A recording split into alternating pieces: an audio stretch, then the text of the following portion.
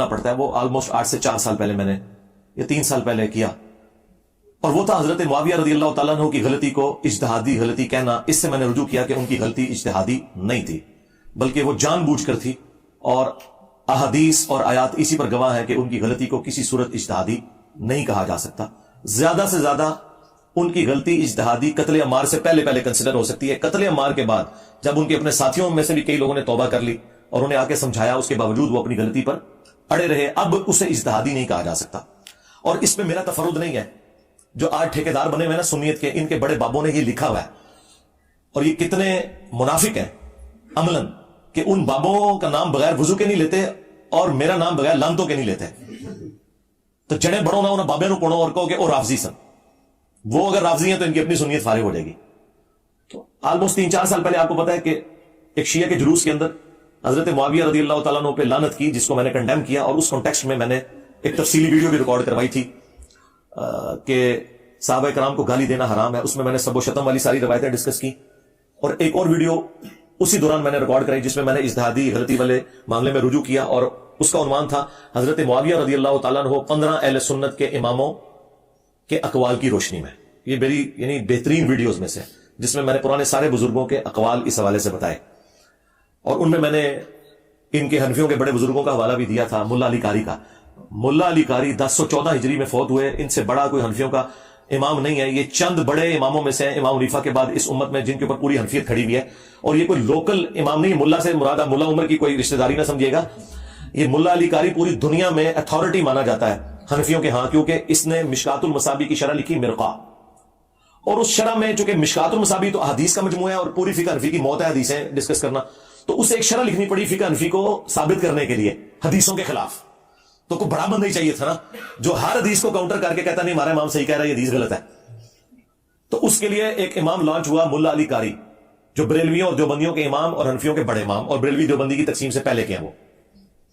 ملا علی قاری نے مرقہ لکھی، اور اس میں جب حدیث آئی نا 5878 قتل عمار والی حدیث، تو اس میں انہوں نے کچھ جملے لکھے، اور اب یہ اردو ترجمے کے ساتھ تو اب انہوں نے شائع کیا دیوبندیوں نے، میں تو بہت پہلے اپنے پمفلٹ کربلا بارے میں اسے ڈال چکا تھا۔ انہوں نے جو جملے لکھے ہیں نا، میری ویڈیوز تو اس کے سامنے شائع کوئی نہیں۔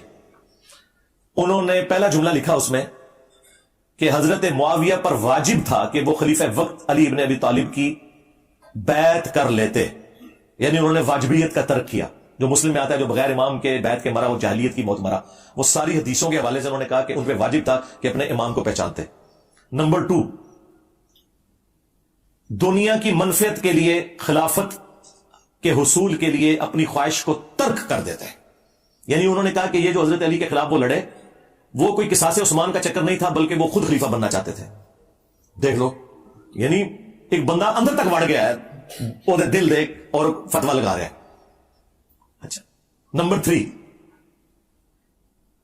وہ باطن میں باغی تھے لیکن ظاہراً خون عثمان کو انہوں نے اپنی ڈھال بنایا ہوا تھا لوگوں کو دکھانے کے لیے۔ بھی نام لکھا ہے، جیسے یہاں پہ پولیٹیشنز کرتے ہیں نا، سامنے کوئی اور ریزن رکھتے ہیں اور پیچھے کچھ اور ہوتا ہے۔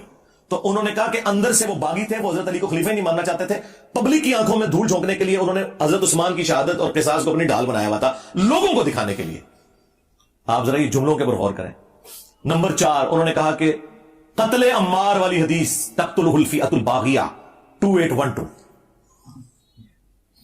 2812 یہ میری بوتل ہوتے لکھا ہے۔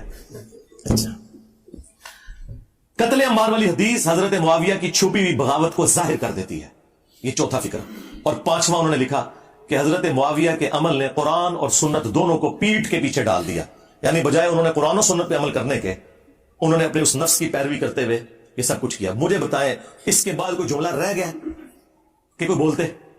پھر پتہ کیا انہوں نے اینڈ پہ کہا، لیکن ہمیں چاہیے کہ ہم اپنی زبانیں بند رکھیں۔ ہاں، یہی تو ہم کہہ رہے ہیں کہ ہم اس سے ہلکی باتیں کر کے اور ڈائریکٹ حدیثیں بیان کر کے اپنی زبانیں بند کیے ہیں، اور ملا علی قاری یہ سارے فتوے بیان کر کے بھی کہہ رہے ہیں زبان ہمیں بند رکھنی چاہیے۔ یعنی ملا علی قاری المتوفی 1014 ہجری، یقین کریں میں تو اس کے بعد انہیں دل سے کہتا ہوں رحمہ اللہ۔ ہاں، انہوں نے بتا دیا کہ یہ سارا اختلاف کرنا کوئی رافضیت نہیں ہے۔ اور دوسرا فتویٰ ملا علی قاری سے بھی بڑے امام جو ان سے بھی پہلے گزرے، 855 ہجری میں فوت ہوئے، انہوں نے عمدۃ القاری صحیح بخاری کی شرح لکھی، بدر الدین عینی۔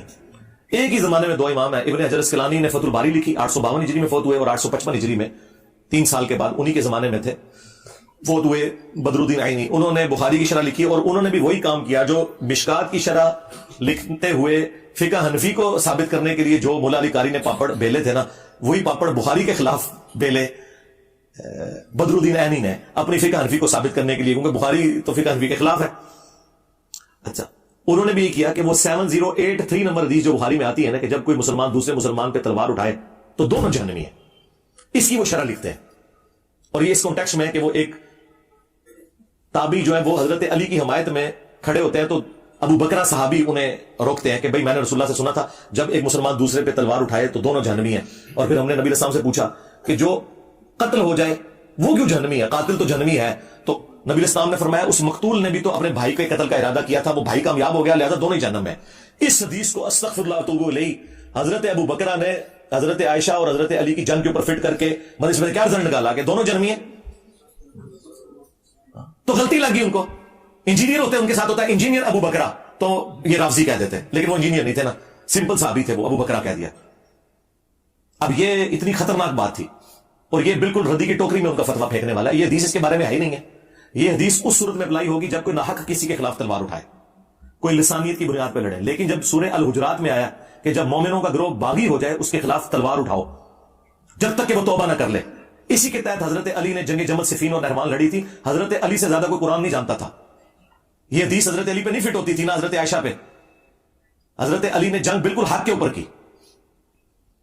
اس کے اوپر خیر میں الگ سے کئی ایک ویڈیوز میری ریکارڈڈ ہے. بہرحال یہ جو حدیث ہے نا 7083, اس کے کانٹیکسٹ میں بدر الدین عینی نے لکھا کہ علامہ کرمانی تو کہتے ہیں کہ حضرت معاویہ کو 1 اجر ملے گا اور حضرت علی کو 2 اجر ملیں گے, کیونکہ حضرت علی حق پہ تھے اور دونوں مجتہد تھے.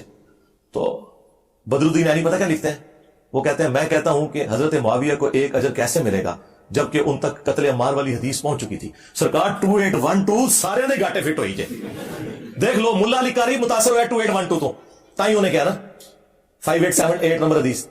اچھا بدر الدین عینی بھی کہتا ہے 2812 آ گئی ہے, اور معاویہ کی گل سی کیوں بنی ہے. ہاں یہ 2812 ایویں نہیں بوتل لکھی ہوئی ہے. دوسرا تھلے لکھا ہے فرقوں کی دکانیں بند, ڈیمیج ہیز بین ڈن, ایویں لکھا ہوا ہے. اچھا تو وہ کہتے ہیں یہ کیسے ہو گیا کہ جب قتل عمار والی حدیث موجود ہے اس کے بعد آپ کہیں گے ان کو 1 اجر ملے گا. پھر اینڈ پہ انہوں نے جملہ بڑا سخت بولا, انہوں نے کہا کہ کیا حضرت معاویہ اس پہ راضی نہیں کہ اللہ تعالیٰ انہیں چھوڑ دے برابر, بجائے اس کے کہ انہیں 1 اجر بھی ملے. اللہ تعالیٰ انہیں اگر بخش دینا ان کے لیے یہی لائف ٹائم اچیومنٹ ہے, اجر تو چھڑ دو. اچھا اب چونکہ وہ انجینئر بدر الدین عینی نہیں تھا لہذا وہ راضی نہیں ہوا. سمجھے آپ کو بات کی, اور یہ بات بالکل بدر الدین عینی کی درست ہے کیونکہ یہ حدیث غلط فٹ کر رہے ہیں. بخاری مسلم میں حدیث ہے اگر حکمران وقت اجتہاد کرے, صحیح اجتہاد کرے تو 2 اجر ہیں, غلط اجتہاد کرے تو 1 اجر. اور اس پہ امام بخاری نے باقاعدہ باب باندھا ہے کہ حاکم وقت کا اجتہاد, یعنی حضرت علی اگر جنگ جمل صفین نہروان نعوذ باللہ غلط بھی لڑتے 1 اجر مل جاتا پھر بھی. اور الحمدللہ انہوں نے بخاری مسلم کی روشنی میں صحیح لڑی ہے تو 2 اجر ہے. مخالف کے اجر کی تو کبھی بات ہی نہیں ہوئی ہے. یعنی خلیفہ راشد کا باغی اور ان کے خلاف کھڑے ہونے والا شخص مجتہد کیسے ہو سکتا ہے؟ تو ٹھیک ہے پھر کہو کہ حضرت عثمان کے مخالفین جو تھے, وہ جو صحابہ تھے وہ بھی مجتہد تھے, جو منکرین زکات حضرت ابوبکر کے خلاف کھڑے ہوئے وہ مجتہد تھے. اللہ رسول آخرت کو تو مانتے تھے نا, صرف وہ کہتے تھے کہ ہم زکات نہیں دیں گے. اس طرح مطلب رزلٹ نکالے جاتے ہیں. صرف حضرت علی کی باری آتی ہے تو یہ لوگ جو ہے وہ ٹامک ٹوئیاں کرنا شروع کر دیتے ہیں. تو دیکھیں پھر اللہ نے کتنی بڑی بلا ان کے اوپر چھوڑی ہے, نہ پچھلے چڈے نہ اگلے چڈے. ہاں علی کے جیسا ہے ہی کوئی نہیں, بنو امیہ ہے شاہ ہی کوئی نہیں. تو یہ چیزیں تھیں. تو یہ میں نے پھر وہ فتوے, یہ میرے کربلا والا ریسرچ پیپر بھی آپ منگوا سکتے ہیں, واقعہ کربلا کا حقیقی پس منظر 72 صحیح الاسناد احادیث کی روشنی میں 200 احادیث ہیں اکثر بخاری مسلم سے. صبح 9 سے شام 5 بجے تک ہمارا فون نمبر کھلا ہوتا ہے. نماز کی ٹائمنگ یا کوئی اور ایشو ہو جائے الگ بات, واٹس ایپ بھی اس پہ بنا ہوا ہے 032159000162. آپ کال کریں, فری آپ کے گھر ڈاک آئے گی. 12 کا پیکج, 3 اذکار کارڈ اور 9 ریسرچ پیپرز. اس میں کربلا والا ریسرچ پیپر بھی ہے اور 8 مزید ہے. صرف آپ کو ٹی سی ایس کا 500 روپیہ خرچہ دینا ہے, آپ کے گھر یہ فری جائے گا. ہم لاکھوں بانٹ چکے ہیں اللہ کے فضل سے, کوئی مسئلہ نہیں ہوتا. میں مسلح اٹھاتا ہوں, نیچے سے سونے کی ایک ڈلی نکالی, عثمان بھائی کو دیتا ہوں, جا کے بیچتے ہیں, پھر 1,80,000 بیچ ہوا لینا ہے. کوئی مسئلہ نہیں. تو فری جاتا ہے. اور یہاں پہ جتنے لوگ آ رہے ہیں پچھلے آلموسٹ 10-12 سال سے اللہ کے فضل سے سب کو ہم ریسرچ پیپر فری دیتے ہیں. آپ لوگوں کو بھی اینڈ میں مل جائیں گے انشاءاللہ تعالی.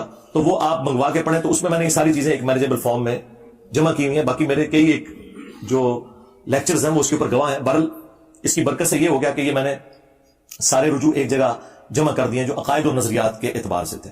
باقی میں نے آپ کو کہا کہ کسی روایت کے حوالے سے کوئی حکم ہے تو اس کے اوپر پھر یہی ہے کہ چونکہ اوریجنل ڈاکٹرن میری نہیں بدلتی، تو میں کسی روایت کے حوالے سے کوئی بات کر دوں تو اس سے کوئی فرق نہیں پڑتا، اوریجنل ڈاکٹرن اپنی جگہ